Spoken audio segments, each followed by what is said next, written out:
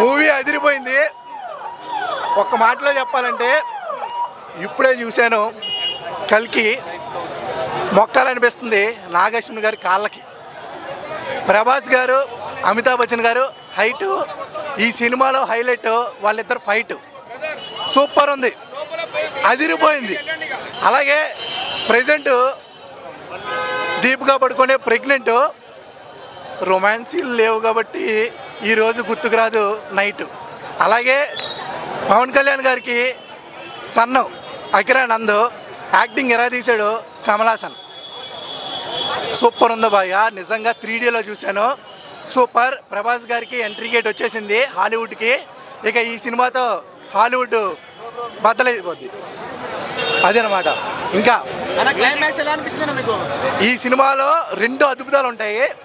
ఒకటి క్లైమాక్స్, రెండోది interval bang.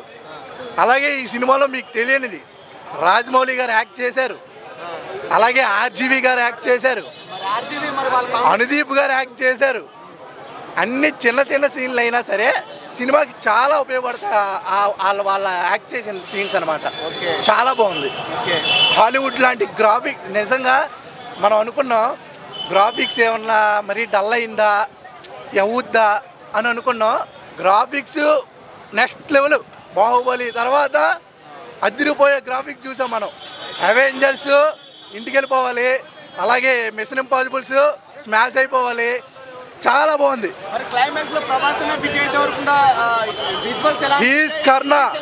He's కర్ణ సినిమాలో అదరగొట్టేశాడు నిజంగా. ఇంకోటి చెప్పాలి, చాలా మంది యాంటీ ఫ్యాన్స్ ఉన్నారు, వాళ్ళ గురించి చెప్తున్నా. విజయ్ ఎంట్రీ చాలా బాగుంది. విజయ్ ఎంట్రీ బాగుంటుంది, కానీ 2 minutes ఉంటాడు విజయ్ దేవరకొండ, అదరగొడతాడు. ఫైట్ అనమాట, ఫైట్ సీక్వెన్స్. ఒకటైతే చెప్తున్నా, చాలామంది యాంటీ ఫ్యాన్స్ ఉన్నారు కదా, వాళ్ళు మన సినిమాలు వచ్చేటప్పుడు చాలా తప్పుగా రివ్యూలు రాస్తున్నారు. ఆ రివ్యూలు రాసే వాళ్ళకి వాళ్ళ వల్ల సినిమా పాడైపోతుంది. గుంటూరు గారు అలాగే చెడగొట్టారు.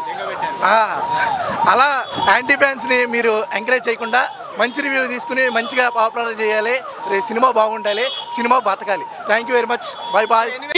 ద మూవీ నేమ్ ఇస్ కల్కి, అర్థమైందా? If there is a key, the movie name is కల్కి. మూవీ చూడడం జరిగింది, వెరీ నైస్ మూవీ అండి. నేను స్టార్టింగ్ నుంచి నెగిటివ్ ఫైండ్ అవుట్ చేద్దాం అనుకున్నా, కానీ నెగిటివ్లో సినిమా తీలే కాబట్టి నెగిటివ్ నాకు దొరకలేదు.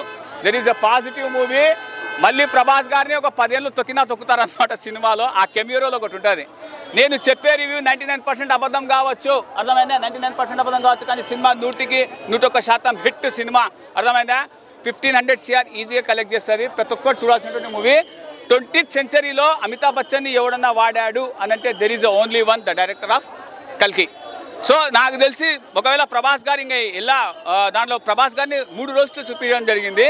బట్ అన్నీ చెప్తే మళ్ళీ సినిమా పైన ఉన్నటువంటి హైప్ వెళ్ళిపోతుంది. So I'm not telling, but ఓవరాల్గా ఒక మిస్టేక్ ఫైండ్ అవుట్ చేసిన, కష్టపడి మిస్టేక్ ఫైండ్ అవుట్ చేసిన సినిమాలో ప్రభాస్ గారికి కాలు ఇరుక్కొని పోతుంది, కానీ ఆ కాలు ఎట్లా తీసుకున్నాడు అనేది తెలియదు. కానీ ఇంకో విషయం అండి, 20th centuryలో అమితాబ్ బచ్చన్ ఎవడన్నా వాడాడు అని అంటే నాగాశ్విన్. మూవీ మనం ఇంకా ఈ నాగాశ్విన్ని పెట్టుకొని హాలీవుడ్ మూవీ కూడా తీయచ్చు. ఏది మ్యాడ్ మ్యాక్స్ కానీ, స్టార్ వార్స్ కానీ, ఇంకేమైనా యూనివర్సల్ మూవీ తీయచ్చు. ఎక్కడ కూడా సీజే అరే ఈ విధంగా మన తప్పు పట్టడానికి అనేటువంటిది ఎక్కడ లేదు. నా దరిద్రం ఏంటంటే చిన్న స్క్రీన్లో చూడడం లౌడాలోది, ఆ చిన్న స్క్రీన్లో మొట్ట ఇంత కనబడుతున్నాయి, అది నా బ్యాక్డ్రాప్. పెద్ద స్క్రీన్లో చూడండి, సినిమా సూపర్గా ఉంటుంది, ఇంకా సూపర్గా ఉంటుంది మీకు. ఓకే,